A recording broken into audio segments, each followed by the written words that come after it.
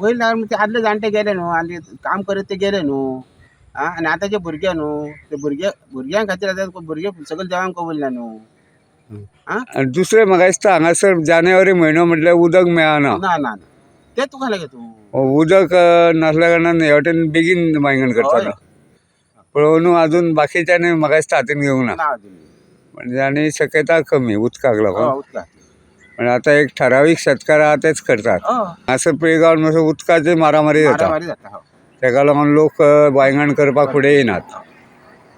म्हणजे काय ठरावीक आहा ते करता. हय जानेवारी म्हयन्यान मागीर उदक पिकोवंक ना जाल्यार मागीर शेत पिड्ड्या कडशी येना जाल्यार मागीर अशें जाता. दिवचल तालुक्यांतल्या चडशा गांवांनी अजूनय वांयगण शेतां करपाची परंपरा चालू आसा.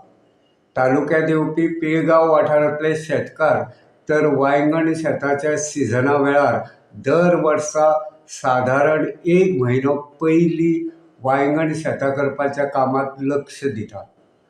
ताचें कारण म्हळ्यार दर वर्सा पिळगांव वाठारांत सादारण जानेवारी फेब्रुवारी म्हयन्याच्या मजगतीं उदकाची प्रचंड समस्या निर्माण जाता.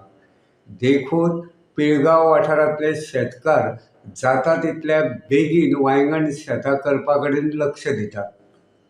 सध्या पिळगांव वाठारांतल्या कांय शेतकारांनी वांयगण शेताची मशागत हातांत घेतिल्ली आसा.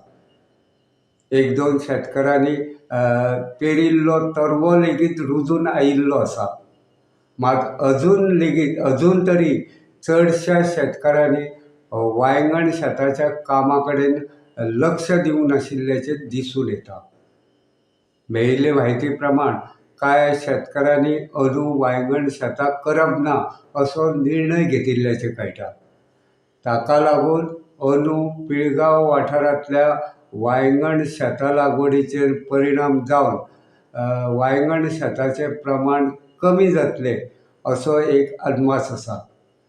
गोमंतक टीव्ही खातीर पिळगांवच्यान हांव रिपोर्टर तुकाराम सावंत.